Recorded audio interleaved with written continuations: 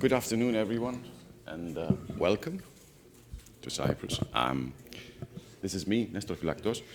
I'm going to be presenting something which is not directly related to energy storage, but indirectly. We do have activities which are very relevant and pertinent to what you have been discussing, because I feel myself as a bit of an outsider. At the Proteas facility, which I think you will be visiting tomorrow, Maria? Tomorrow. But I'll show a few things about the local context here and the hydrogen development, mostly to give you a picture of how we understand developments going and the role of that important energy vector might play for not isolated, but small energy systems. Cyprus happens to be also isolated. You heard that this morning. Electrically, it will be connected to Israel and Greece after 2027. For the time being, it's a small system on its own. You know these things: hydrogen global demand from IEA, mostly in refining, ammonia and methanol. That's data from 2019 to 2021. We're talking about a bit over 85 to 88 megatons of hydrogen. That's obviously not green or renewable hydrogen. This is hydrogen that comes from the steam methane reforming of natural gas, and some of it from coal gasification. It's used by industrial uses. Some of it is in iron and steel industry, and very small amounts in other areas.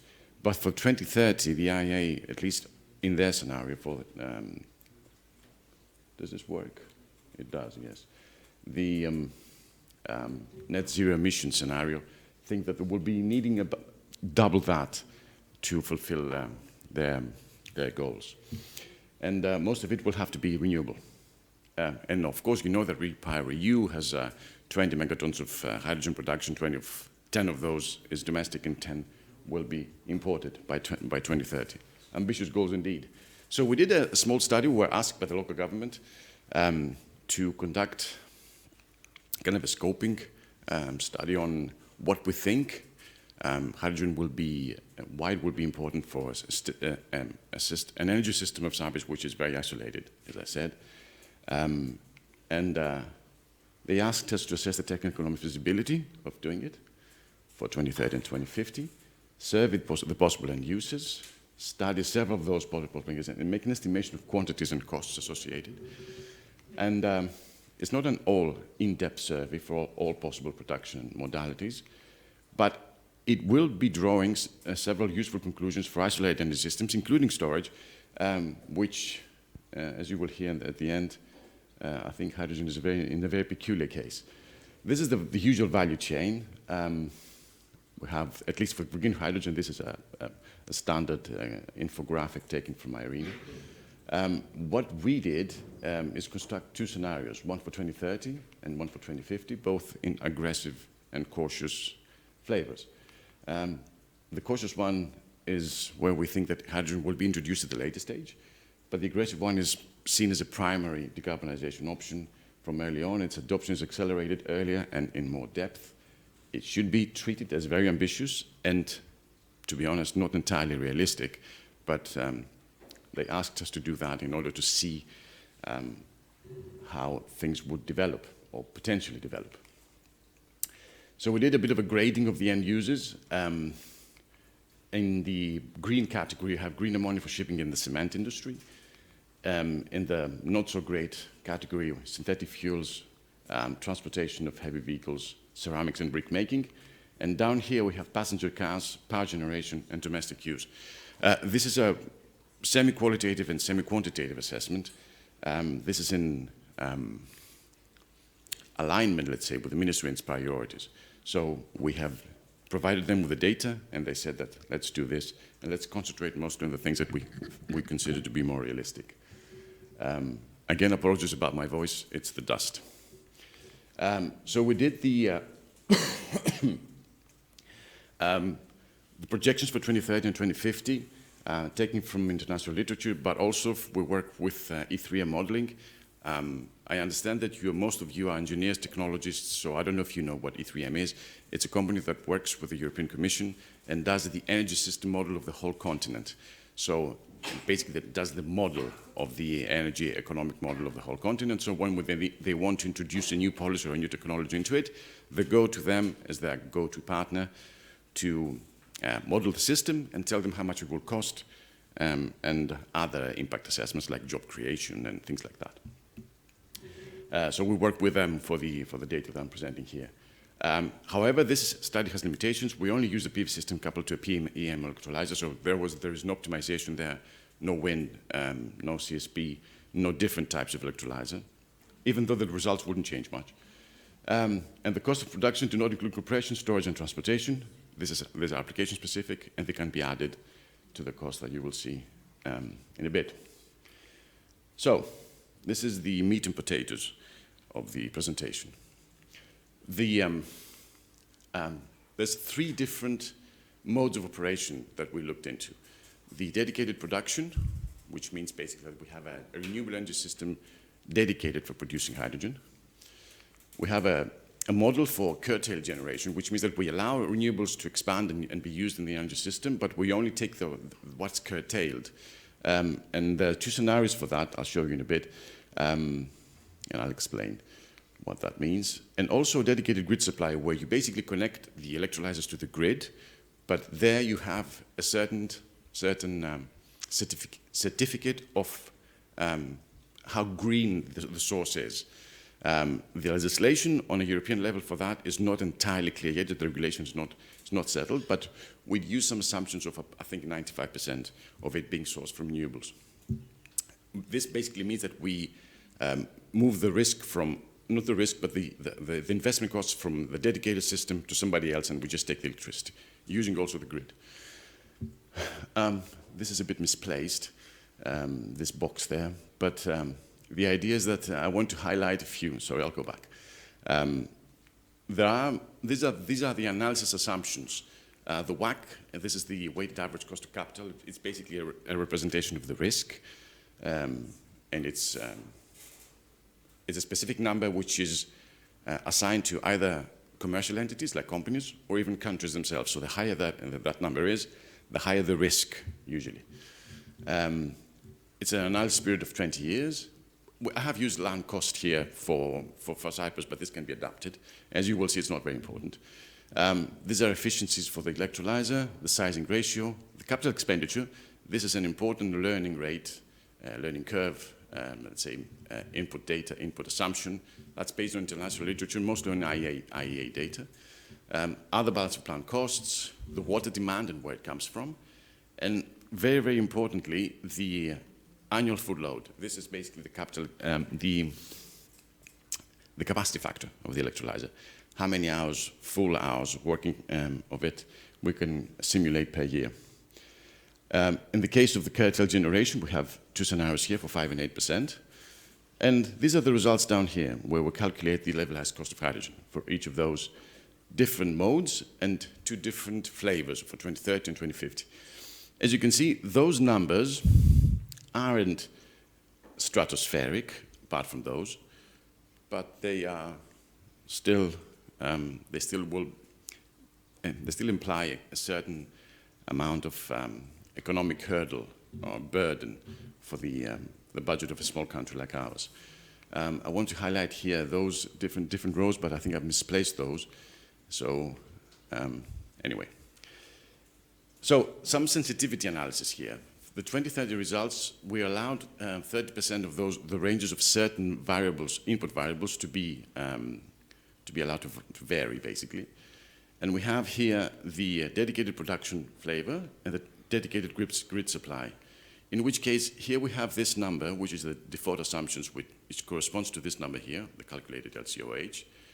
But then allowing the electrolyzer capex to vary by 30% up and down results in that much of variance in our input model.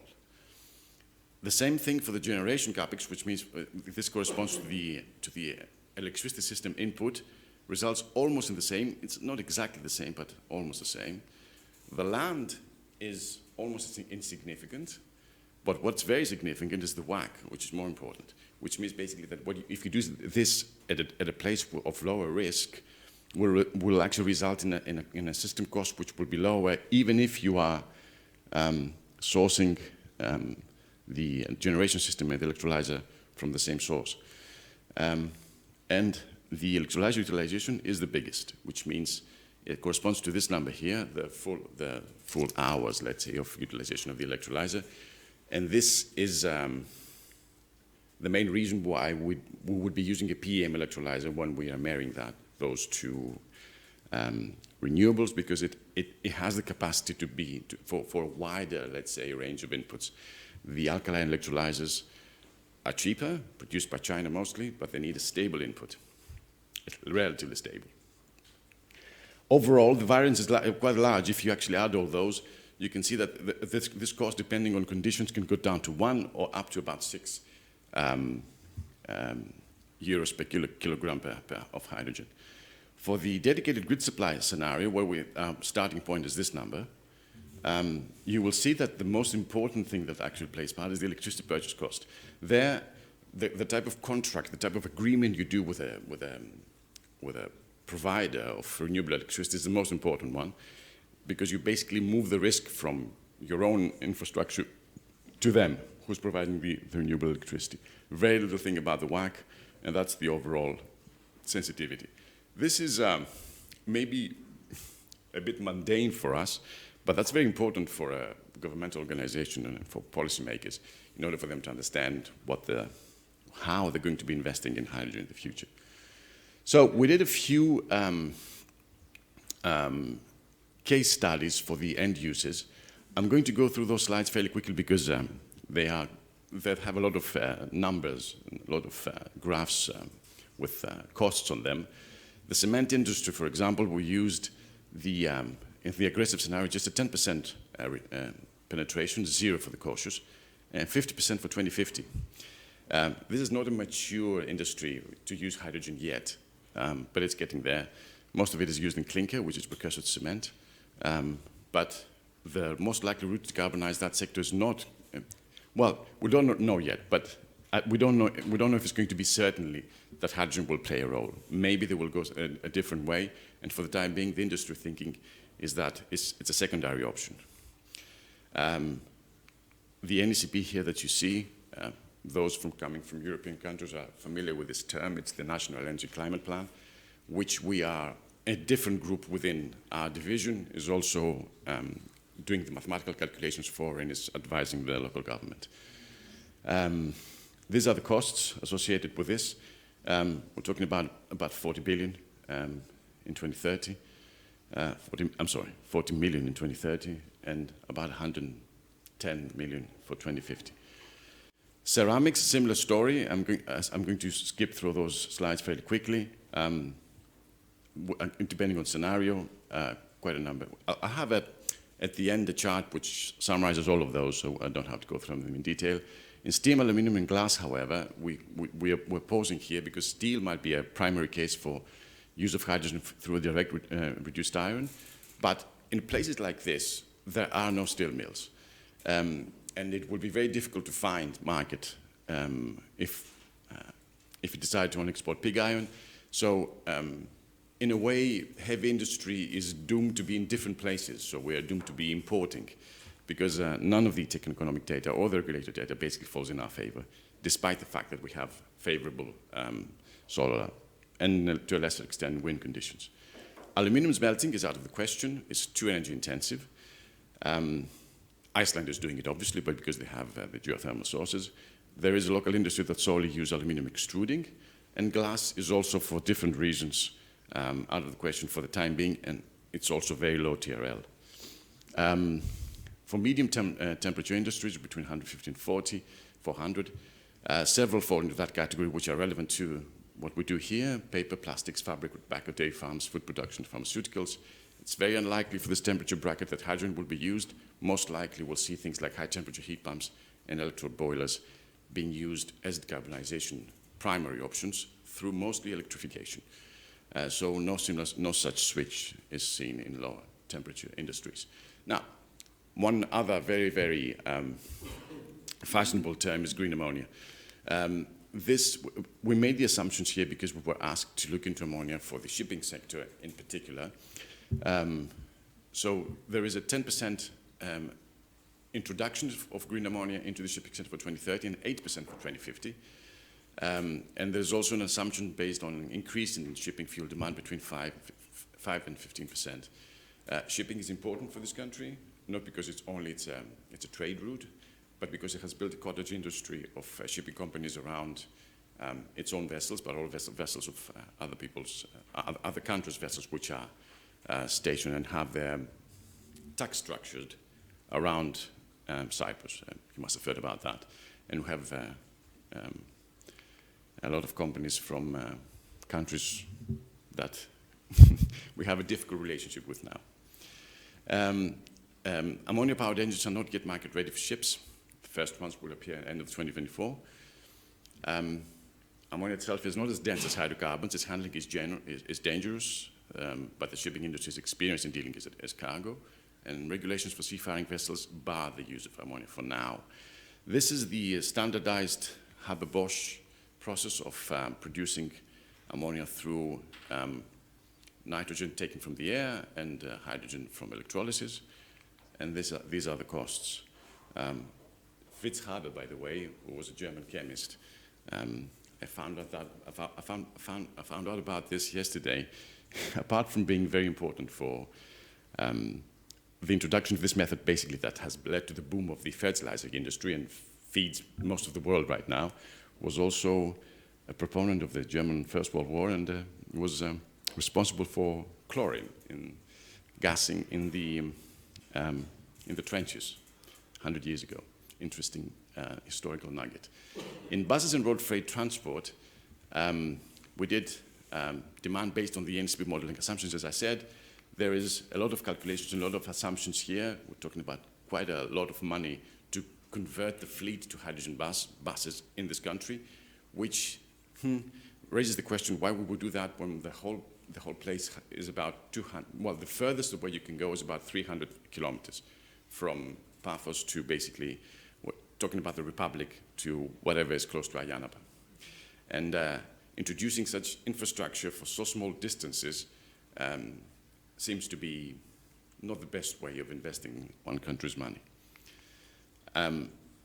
Interestingly, the e-kerosene for aviation would be something that takes a lot of space and a lot of money to satisfy the air traffic that passes through this island. Obviously, not only the traffic that is generated from Cypriots, but all the traffic that is generated from people stopping over and using it as an airport hub. And final option, having an export pipe. This is, again, a costly endeavor. This is the cost for the production of electricity, this is the cost for the electrolysis, and this is the balance of plant. It means basically that something like this costs a lot of money to do, a dedicated hydrogen pipeline from Cyprus to the closest shore. We can use this model to take that anywhere. The most obvious geographic solution would be to take that to the north of Turkey, but for political reasons I'm sure you're aware of, this is not very easy. So this is the tons of hydrogen per use, and well, most of it, the modeling that we have done is in ammonia and e-fuels, and the overall amount of hydrogen sums up to about 0.5% of the pan-EU repower quota for 2030. As I said, it's 20 megatons. The aggressive scenario would be treated as really ambitious, as I already said that, and this is overall the picture, how many hydrogen tons would be required for the very ambitious scenario of penetration in 2030 and 2050. We're talking about modest numbers, about 60 or 70,000 60 or 70 kilotons of hydrogen for this, and that's 450 kilotons for 2050. I don't remember exactly the analogy now, but this is small compared to what the German industry, for example, would need for its decarbonization needs over the next few years. However, if we actually take that and calculate the amount of photovoltaics we would need to produce that hydrogen, to electrolyze that hydrogen, this is the existing capacity, it's 335 megawatts. We would need for the 2030 scenario about 1 megawatt and about gigawatts and about 6 gigawatts in 2050. That is 3 times as much as we have now just for hydrogen in a few years, and 18 times what we have now in 2050. again, just for hydrogen. This will mean that we need 22 square kilometers of land used for PV, about that much of feedstock water. And in 2050, about 2% of the Republic's land need to be used for photovoltaics, just for hydrogen production, and about 4 to 7 million cubic meters of water. This is, for comparison, today's recycled water production is about 11 to 13 million cubic meters per year. So it can be satisfied by that.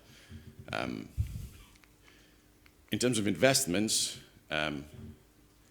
the generation, electrolysis, and other BOP overall takes us to just shy of 7 billion in 2050, and just around 2 billion and 300 million in 2030.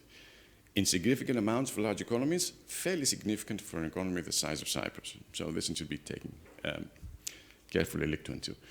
Overall observations. Small isolated energy systems without a robust industrial base is a less favorable case for hydrogen and deep hydrogen deployment.